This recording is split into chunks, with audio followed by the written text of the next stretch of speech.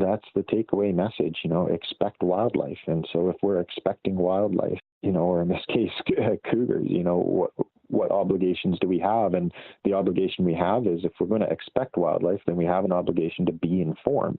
This is Defender Radio.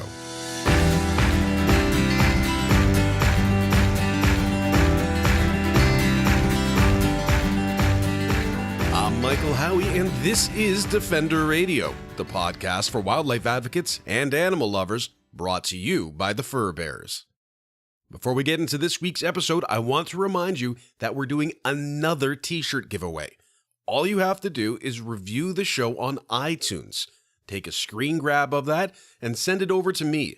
I'll randomly choose someone from those who enter, and you'll get a shirt. You can use an old review you've already done, or leave a new one if you haven't done one yet. As long as you live in North America, you're eligible to win. Cougars have been in the news recently, particularly in British Columbia. Conflict with Canada's big cats isn't overly common, but when cougars end up in communities, lethal action seems to be the first response. Now, I personally know next to nothing about cougars, and that's why I called up Bryce Casavant. Bryce is the former conservation officer who made international headlines when he refused orders to kill 2 healthy bear cubs. Educating residents on safely coexisting with wildlife remains a passion of his, as he writes on his own blog and is frequently contacted by media to serve as an expert source. He joined Defender Radio to discuss who cougars are, how to distinguish between sensationalism and fact, and what we can all do to promote coexistence with cougars and other wildlife across Canada. Let's talk about cougars big picture right now. My understanding is there are, I think, 3 or 4 types of big cats in North America, and cougars, who go by a number of names, are one of them. So could you explain maybe who cougars are and what sets them apart from other big cats in North America? Well, the cougar, like you've identified, it does go by quite a few different names: mountain lion, puma, cougar, cat, kitty, depending on where you are. And they roam all through North and South America, but they have been extirpated from parts of Southern California, Florida, and other areas, including here in British Columbia, where large municipalities and cities have been established. But their traditional range is throughout North, Central, and South America. However, there are distinguishing features, although a black cougar would be called a panther in South America. Biologically and genetically, they're virtually the same. In fact, even in North America, you can have black cougars, or melanic cougars, as they would be called. It's the reverse of an albino. And there are still black panthers that are actually cougars that have been spotted here in North America as well. So is that kind of like the difference between a black lab and a chocolate lab? It's like they're virtually the same dog, but they've got just that little bit of DNA coding that sets the color up differently. Yeah, there's some genetics and genes that get carried over in breeding. I think a more apt example would be the spirit bear in British Columbia. We have white black bears, and black bears that carry the spirit bear gene. And so that would be a good example. However, in cougars, it's instead of white or this albino type of gene that is seen in various animals, it's actually reversed. It's melanic. It's black. Yeah. Good to know. And that, I think, also helps explain how little I know about cougars. Obviously, in Ontario, there's discussion about whether cougars are still around, but they're not a part of life for much of Ontario, especially Southern Ontario, where I am. Unlike, black bears, coyotes, even wolves, you don't have to go too far to find from where I am. Cougars, though, are kind of a different beast, so to speak. I should say cougars are different in that they're simply not around here. And when I'm reading all of the stuff going on out west about cougars, it gets very overwhelming trying to determine what is fact, what is fiction, what is going on, period, because I know so little. And the problem is I don't know what I don't know when it comes to cougars. There's a lot of, just in wildlife management generally, there is a lot of myth and misconception in populations and numbers, and also in sightings.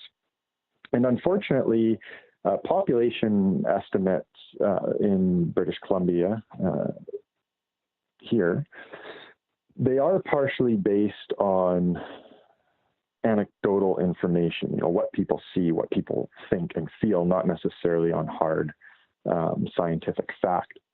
And that, for cougars especially, that is problematic, because in BC, I can't tell you how many times as a conservation officer I have gone to a, loose air quotations here, cougar sighting, where somebody's afraid for their life, and it was the rear end of a black-tailed deer that they were looking at, not a cougar, or it was a house cat or a dog that had gone across the street quickly and they caught a flash and assumed it was a cougar because they were out jogging and felt afraid. Now,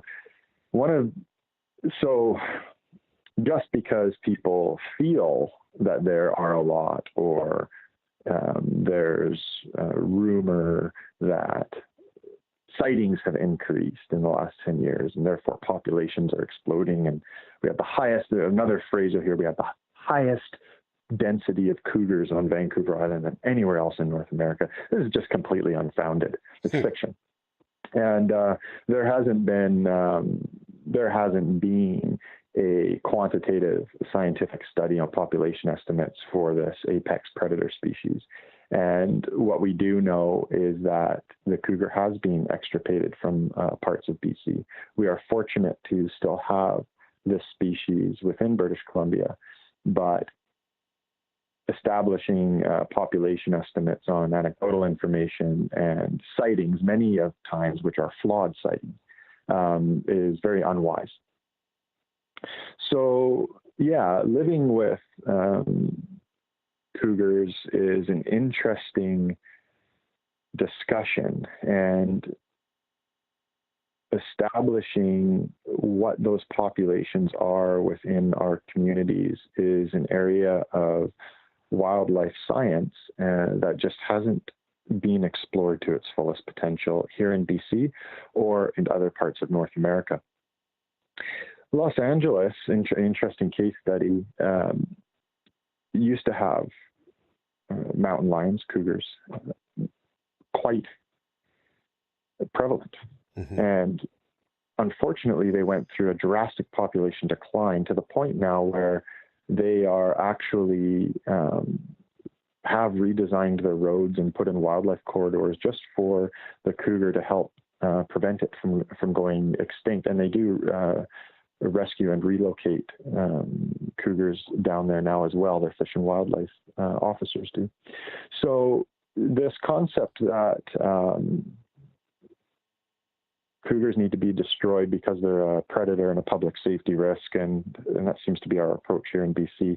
I think there are other case studies coupled with a good hard look at what we don't know and what we haven't done for our population estimates, which could suggest that there's maybe a different way to be approaching the concept of living with cougars and understanding more about the species. It is interesting when we talk about population numbers. And a quick aside, I just looked it up, and mountain lions are endangered in Ontario. So they may be here, but they are not common by any stretch. Is what's interesting when we talk about population is how much that should play into how we manage habitat and consumptive use and coexistence policy and all of these other things. Yet it's very, very frequent, it seems, that we don't have. And I know we can't have exact numbers, but we don't even have really that great of an estimate based on any models. A big criticism during the grizzly bear trophy hunt debate that came out. I know you made this criticism. I know Raincoast Conservation's scientists made this criticism, and the Auditor General's report made this criticisms, was that they were ignoring or not fully using models and instead sort of doing expert guesses, which is a little disconcerting when we realize the implications of management decisions. So how would we go about finding out how many cougars there are? And as a sort of follow-up to that, does it matter how many cougars there are when we talk about day-to-day living with cougars? Yeah, well, I mean, that's a great question, and I think there's two sort of sides to that. Living day-to-day, living with cougars includes there's many facets to that. There is, that passive living with wildlife generally in our communities, but there are individuals within our society who hunt. Mm-hmm. And hunting is a legal activity in the province of BC, as it is in most provinces. And in BC, it is legal to buy a cougar tag and hunt a cougar. So when we talk about living with cougars and understanding populations, it's not just about human-wildlife coexistence, but it is also understanding that a portion of living with wildlife is understanding this regulated demographic of society that also hunts these species. So population estimates are important, not just from an allocation of hunting allotments and ensuring that we're not contributing to a population decline, but also in understanding wildlife corridors, thoroughfares to our communities, and where we should be putting resources into public education. I think another way to say that would be, if there are no cougars in one community, would you put your finances and public education resources into that community if you only have limited amount of dollars, or based on a scientific approach to understanding populations and communities that interact with cougars, would you rather put your money and resources into public education and awareness initiatives in those communities? So understanding population demographics for the cougar is important, not just from a hunting standpoint, but also from a wildlife coexistence and living with wildlife standpoint. You forget that we have to consider resource allocation in that way sometimes. And that's why we have people like you around. There has been a lot of talk about cougars in the media in BC, primarily BC, I'd say, a bit in Washington, a bit in Alberta, and then, of course, some on the national level from all of this. But in Port Coquitlam, there was a few cougars killed by conservation officers. There are articles about an expectation of increased conflict or encounters. There was an attack in Washington State. When we talk about all of this stuff, as I've said, I feel I am very unequipped for it, because when we talk about coyotes and bears and wolves and raccoons and all of these other animals, I have a core enough understanding of their behavior to read the article and say, nope, that was defensive. Just from the article, not even being in the province, I can get a sort of an idea as to what was going on. I wrote about beavers attacking a dog the other day. This one was, I don't know if you saw that blog, I'll send it to you. But a dog ran into a river and probably ran over a beaver lodge, and the beavers turned around and chased him off. And the headline is "Dog Survives Beaver Attack." Right. And it's kind of like, I don't think that's quite true. But with cougars, I read about some of these incidents, and I'm not talking about the very, very passive ones, but where there is an encounter, and I just have no idea. So what do we know about cougars and their interactions with people? I mean, is it as sort of broad as it is with other animals, or are they, the apex predator we're told to fear? Yeah. Nice big open question. I think I would first say that it is very unfortunate that these conversations in the media are, and even this podcast for that matter, are usually on the tail end of some form of tragedy or injury to a human. Mm-hmm. And it makes the conversation very difficult, because my heart goes out to the family and friends of this individual in Washington who lost his life due to his negative encounter with a cougar. And it makes the conversation difficult because there is a place for compassion and empathy.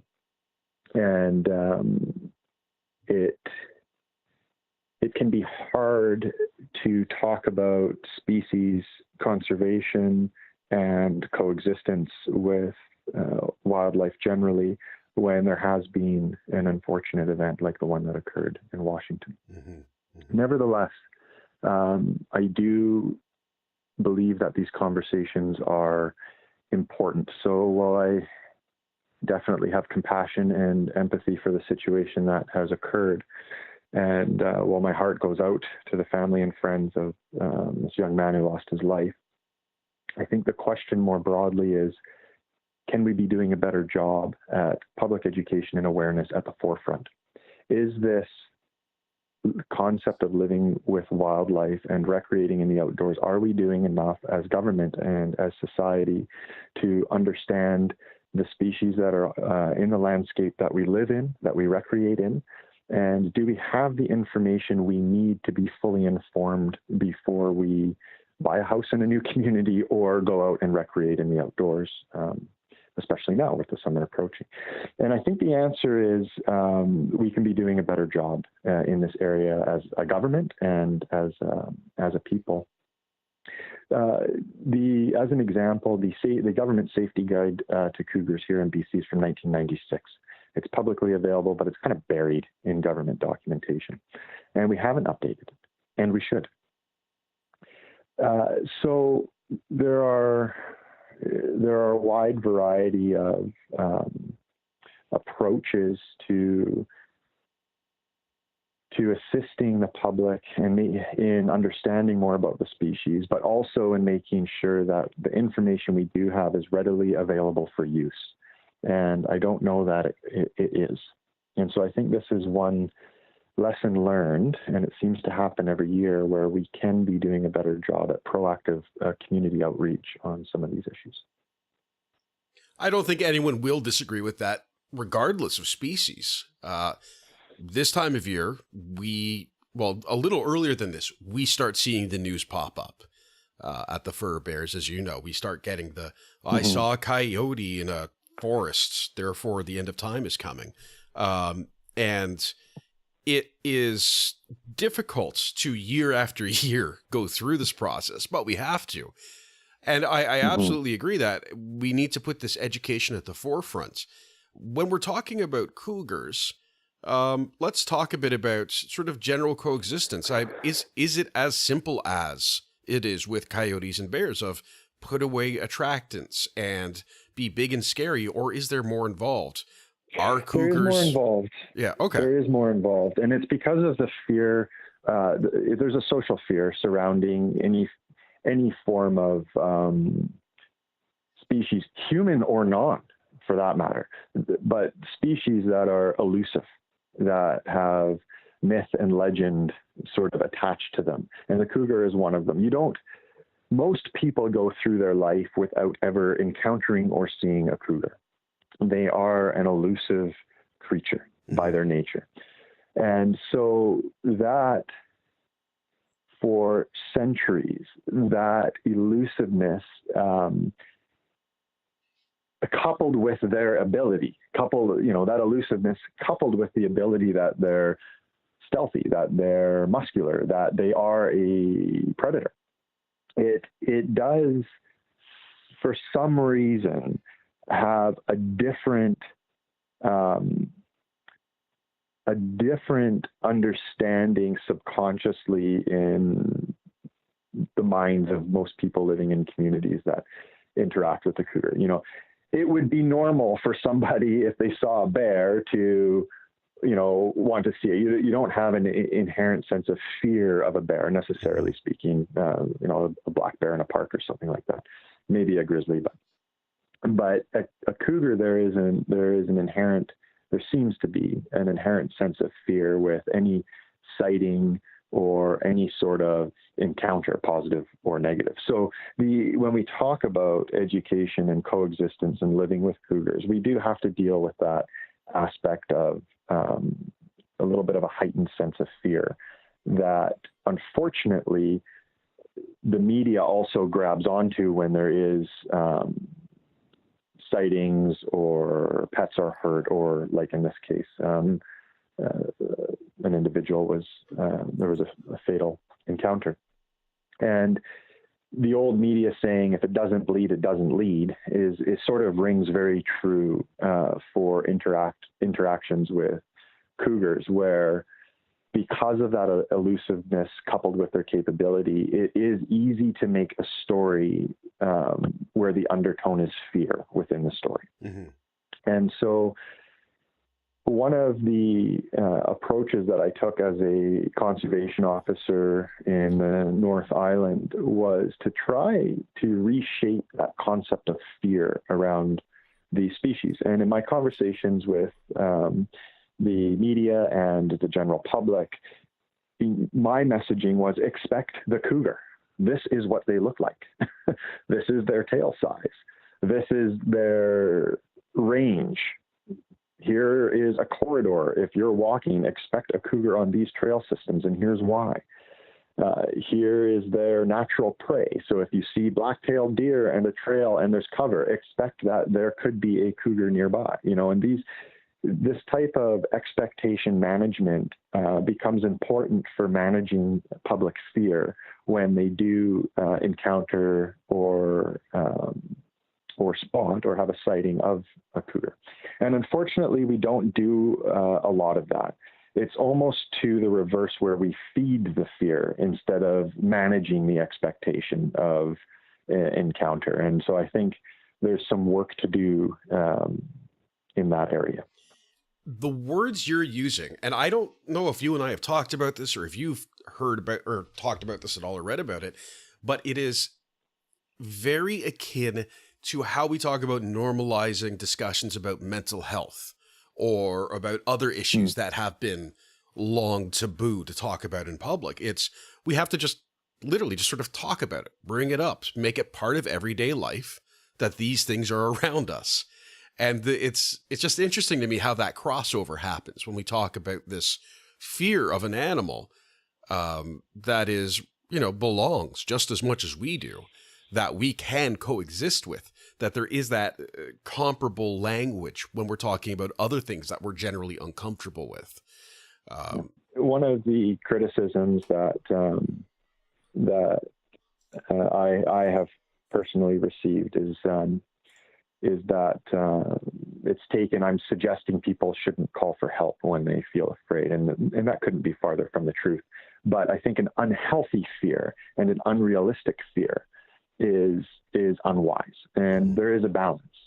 And there is a difference between being afraid because you were in your car and saw something on the side of the road and feel you need to call somebody for a response, and being out in the wilderness, ill-prepared, and having an encounter that was negative or that resulted in a need to phone for assistance. And they're two completely different, in the sphere of fear, they are two completely different situations. One is a form of rational fear, and one is a form of not rational fear. Absolutely. And in this province, we have a lot of irrational fear. We have people who call for help and, we call it the RAP line, but it's equivalent to 911 for assistance from an armed conservation officer, where it is merely a sighting and they are in a car.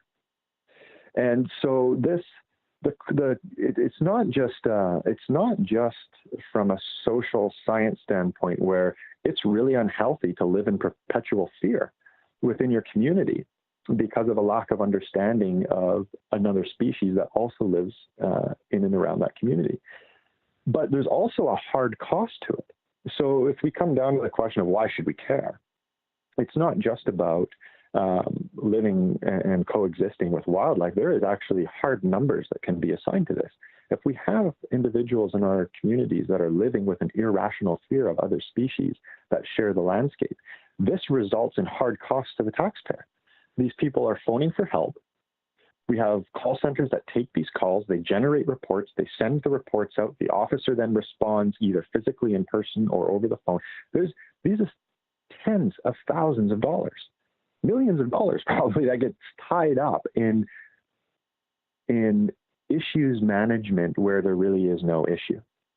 And so, that proactive outreach about shaping those conversations about living with wildlife and coexisting with wildlife and managing that expectation and assisting not just ourselves and our members of the public, but also our government and our elected officials in building knowledge around who else shares this landscape and why and what to expect becomes critically important, again, not just from a social perspective, but also from a good fiscal responsibility perspective as well.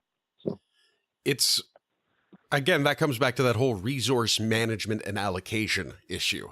That I think when we talk about some of these issues, whether it is a cougar in British Columbia or a coyote in downtown Toronto, we have to be aware that the way we respond is limited to a degree. Like, there's a high end and a low end of what we can do, and they cost money and they have an impact on perception. For example, if every time someone in my city, Hamilton, saw a raccoon, they called the police, it would cost us millions of dollars. Even though I can't think of a single time you would need to call the police when you see a raccoon. I'd say arguably the same is true in Toronto with coyotes, and just outside of Toronto when they see black bears. That's, okay, well, we have a process for dealing with this, and we all get together and say, bear, go away, and move on with life. But it's just remembering that when we have these discussions, to have this sort of, we can't just say, oh, there's no problem, but we also can't say that, yes, throw all the resources at the problem. Yeah, we need to get to a place where A, it's okay to talk about these issues in our communities, and B, it is okay to set some boundaries around expectation management and response allocation, resource allocation. No, I don't mean wildlife resources or natural resources. I mean like hard resources, people, government officers, equipment, things like this. So managing public expectations on, if you have a sighting, here's the type of response to expect. So if you're not in danger, don't phone. Yeah. Is probably a good place to start the conversation. And I know this isn't unique to wildlife law enforcement or human wildlife coexistence issues. In BC, our 911 call centers are going through a public education campaign telling people not to phone 911. We spent decades telling people to phone 911. Now we've got to a place where we got to go back to the drawing board and be like, hey, wait a second. When we say phone 911, here's what we mean. Yeah. So because so many calls come through the emergency line that aren't emergencies, and it bogs down the not just the system that's in place, but also it restricts the triage of these issues to the point where now police officers aren't actually able to respond to actual emergencies in time because they're over here dealing with something else that wasn't an emergency. So this isn't unique, but this isn't a unique situation to wildlife coexistence issues, but it is important to note. And there are things that each one of us can do to help that process along. And being informed and being aware is a good place to start, putting the onus on the individual to gather the information themselves, and seek out the information on other species that live within your community and their behaviors and what to expect and why, and how to be properly prepared when you are recreating outdoors. And so that's from the individual side in the community. And then on the government side, making sure that information is readily and easily available is where the government can be doing more work. So when we start painting this picture, it is very much interconnected between the individual community member making an effort of their own accord to be informed, and then also the responsibility of government to ensure that when those individuals are making that effort, the information is readily and easily accessible. And I think that's a great spot for us to sort of go into two areas that I want to cover before we wrap up today. One of them is talking about the recreation. So people who are out on a trail, I feel that's sort of one area where we need to talk about what to do, what to expect. And the other is when you're in a residential area. So one of the cases that has been in the media, and again, it gets picked up by a wire service, so it's all over the country, is Cougars showing aggressive behavior in a community. They attacked some domestic cats and had an encounter with at least one dog. And that is from the news article. Now, I don't, as I have said repeatedly, I don't know a lot about Cougars or much of anything. But when I see attack some domestic cats, I don't imagine that they knocked on the door, opened the door, went inside, picked up the cat, carried the cat outside, and ate it. I am guessing that these were outdoor cats. I think that's a fair assumption. And same with the dog. And when we deal with this with coyotes and bears, my response is always, I'm very, very sorry. I am a pet lover. I have dogs in my life. I would be devastated. However, the prevention of this is really, really, really simple. Is it the same situation? Well, it's slightly different. So cougars have a little bit of a cannibalistic behavior. They will eat other felines, both from within their species and subspecies of felines, like feral house cats, as an example. So unattended small pets, specifically feral cats, are an attractant for cougars on the urban interface between green spaces and where people live. And however, the fact a cougar is hunting in that area and preying upon that pet, for lack of a feral house cat, is actually a sign of something much more serious, because it's not the first natural prey for a cougar. So here on the island, as an example, a cougar's primary prey source is black-tailed deer. So the hunting of pets within the urban interface is actually opportunistic hunting. It's not primary. It's not primary prey hunting. So in this behavior, there's a couple of reasons why that happens. One is strictly opportunistic, and because of where the community is located on the outskirts of a major city in a rural area, it can simply be that the animal is hungry and traveling through, and this is an opportunity. But typically, it's not opportunistic in that way. Typically what's happening is there's being a decline in the availability of natural prey on the landscape. And as a result of competition for remaining food sources and also competition for territory, the animal ends up closer and closer to the urban interface until they begin engaging in opportunistic hunting. And at that point, they are usually, or can be, quite malnourished and hungry. So when we talk about population estimates and wildlife management more broadly, everything we do on the land base, when we try to play God with wildlife and, quote, manage wildlife, has trickle-down effects to the point where we can actually be having public safety risks because of something we're doing with black-tailed deer in a completely unrelated matter from a management perspective. So with cougars, the behavior of hunting pets is typically opportunistic and a sign that from an ecological perspective, there are issues with the availability of natural prey in the territory of that animal. And I imagine that it's also time to clean up your backyard if you're seeing that. Exactly. Because... So where would that animal go if it didn't have access to that opportunistic hunting? And the answer is it wouldn't stay because it's hungry. So attractant management becomes very important when we talk about our coexisting and living with these species. And and cougars specifically. So no, it's not okay to have 30 cats in your house and just let them wander in and out the back doors if you're living in cougar country, because that is an attractant. And if there is an issue with natural prey or a decline in natural prey and that animal's hungry and then gets rewarded, it will stay until that opportunistic or those hunting opportunities are no longer available. And that usually results in public complaints and the animal being destroyed by government officers.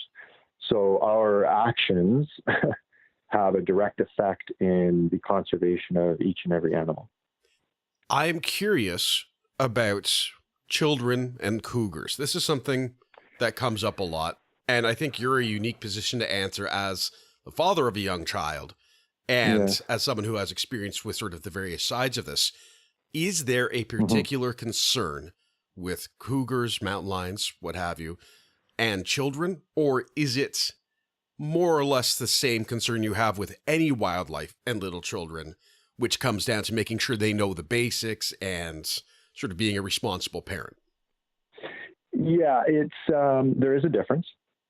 Now, when we talk about educating our children and being properly prepared, I have a 5-year-old daughter, so I go through this myself every time we go camping or go on hikes out here on Vancouver Island. But it is a little different with cougars. We don't know why.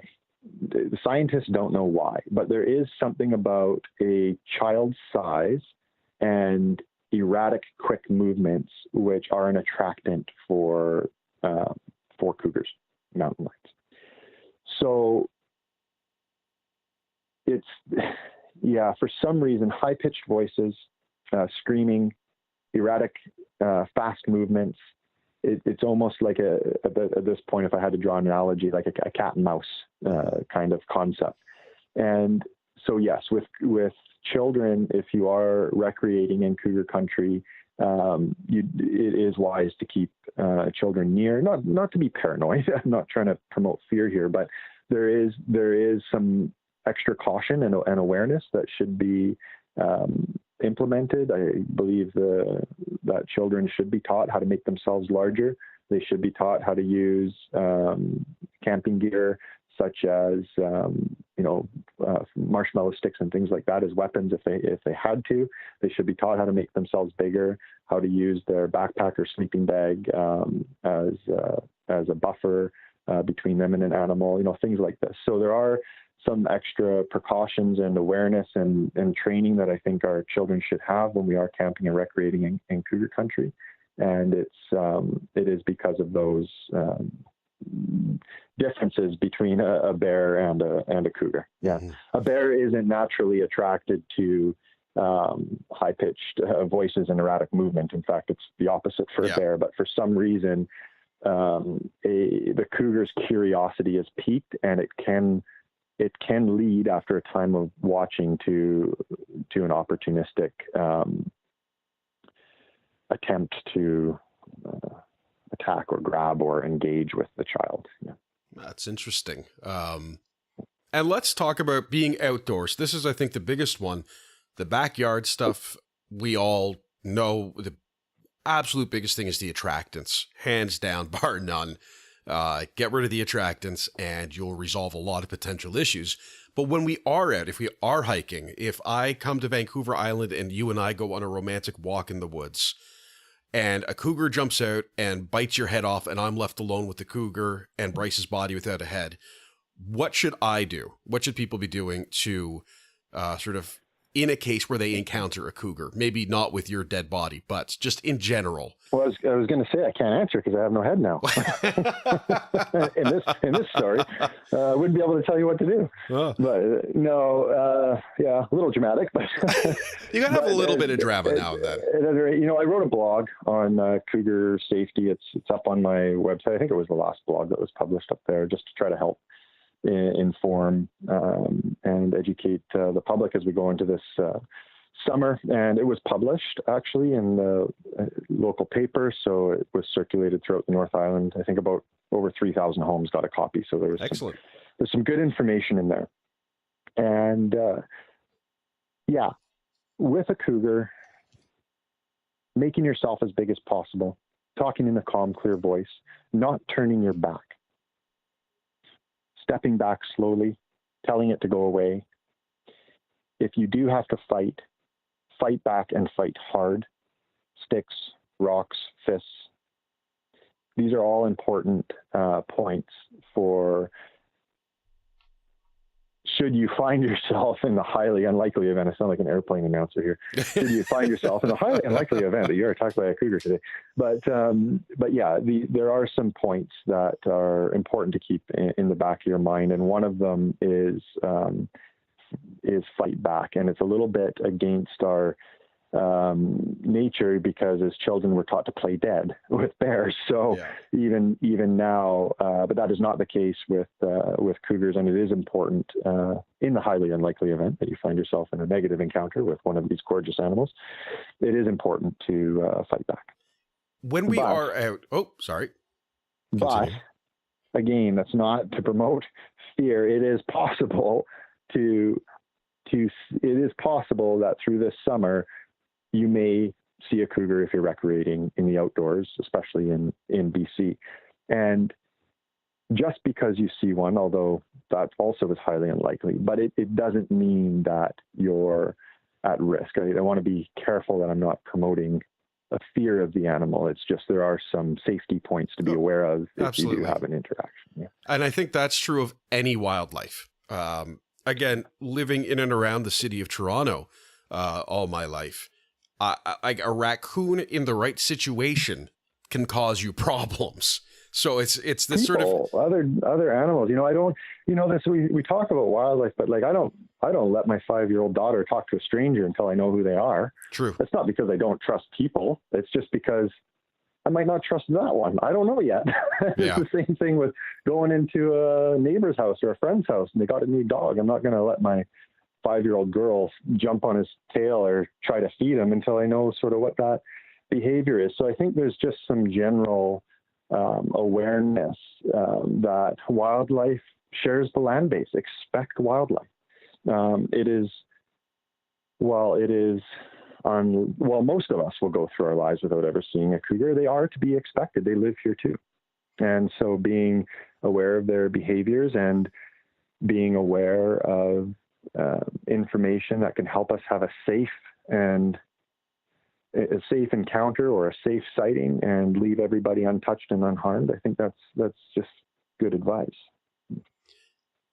The last thing I want to ask, when we talk about, and I experienced this when I was out with my little brother doing some wildlife photography a week or two back, and we were in an area where I knew there had been coyotes sighted regularly. And I said something that had been told to me that I always thought was really interesting is when you're out and walking around and you see a coyote briefly, you see a flash of a coyote or you see one up on the path, you can know that coyote or any others in the area probably saw you long before you saw them. They are typically much more aware of their surroundings, although we still can surprise them. But with raccoons, bears, possums, coyotes, foxes, birds, all kinds of animals that I've encountered in my time, most of them don't want anything to do with me. They see me and they go, nope, and turn and go the other way. And cougars are different. So cougars are attracted to sound. And so if they don't have the ability to watch and they like watching their surroundings. So when you do encounter or sight a cougar, usually it's because they're watching and then people feel watched and then they feel afraid. But watching is quite normal behavior for a cougar and typically watching from a high vantage point.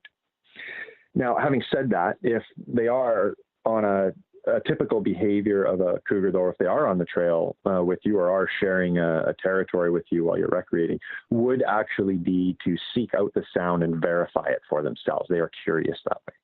So unlike other species of wildlife that actually just runs or leaves or stays away, it can be a little bit of the opposite with the cougar. Until they know you're human, they'll actually seek out to watch you for a bit and see what's going on.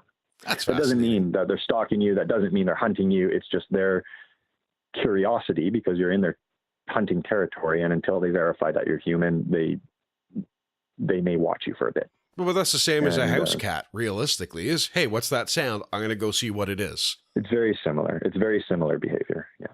So I guess, though, most house cats aren't 100 pounds. Yeah, well, there's that difference too. But yeah, ears up, ears up, shoulders up, head high, watching. This is normal. Ears down to the back, slumped shoulders, like a stalking pose.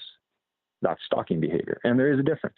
Mm-hmm. And so again, becoming familiar with different behavioral traits of the animal, so you know what type of behavior you're witnessing when you're in the when you are recreating outdoors. If you do have are fortunate enough to sight a cougar or have an encounter with one, again, understanding more about this animal is good for everybody involved.